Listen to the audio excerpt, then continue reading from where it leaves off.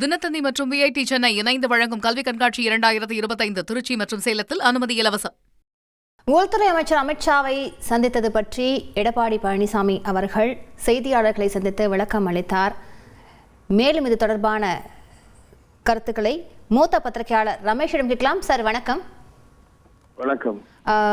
தற்பொழுது அமித்ஷா அவர்களும் எடப்பாடி பழனிசாமி அவர்களும் சந்தித்திருக்கிறார்கள். பத்திரிகையாளர்கள் கேட்ட கேள்விகளுக்கு இப்போ நாங்கள் எதுவும் அரசியல் பேசலை, இன்னும் 1 வருஷம் இருக்குது அப்படின்னு சொல்லியிருக்காரு. அதை மறுக்கிறாரு நிலையா. நீங்கள் என்ன சார் சொல்கிறீங்க? கூட்டணி அமையுன்றீங்களா இந்த சந்திப்புக்கு? அது ஒரு அச்சாரமாக அமையுமா? எப்படி நீங்கள் பார்க்குறீங்க?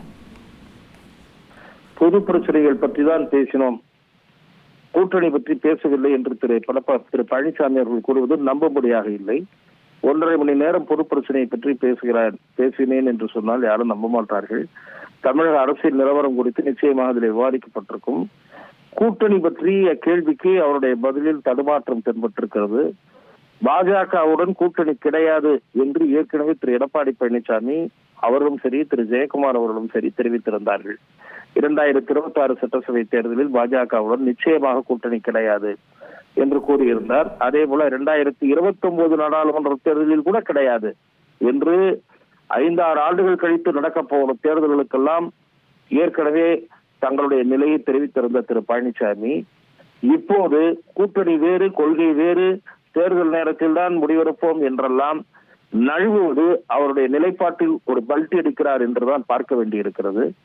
கூட்டணி கிடையாது என்று ஏற்கனவே எடுத்த நிலையில் உறுதியாக இருக்கிறாரா இல்லையா என்பதை ஏன் அவரால் தீர்மானமாக கூற முடியவில்லை என்பது தெளிவுபடுத்தப்படவில்லை. ஆகவே அவருடைய நிலைப்பாட்டில் மாற்றம் ஏற்பட்டிருக்கிறது. பாரதிய ஜனதாவுடன் கூட்டணி அமைக்க வேண்டிய கட்டாயத்தில் அதிமுக இருக்கிறது. தமிழக வெற்றி கழகம் தங்கள் பக்கம் வரும் என்று எதிர்பார்த்திருந்த அதிமுக இப்போது ஏமாந்து போயிருக்கிறது. ஆகவே பழைய தேசிய ஜனநாயக கூட்டணியை ஏற்றுக்கொள்ள வேண்டிய சூழல் அதிமுக இருக்கிறது என்பதுதான் யதார்த்த நிலை. சரி, நீங்க சொன்ன மாதிரியே அவர் கூட்டணி வச்சுக்கிறோம் அப்படின்னு சொன்னாங்க அப்படின்னா அதை ஏன் இவ்வளோ இப்ப சொல்லாம இன்னும் 1 வருஷம் இருக்குன்னு சொல்லி காலம் தாழ்த்துறாரு?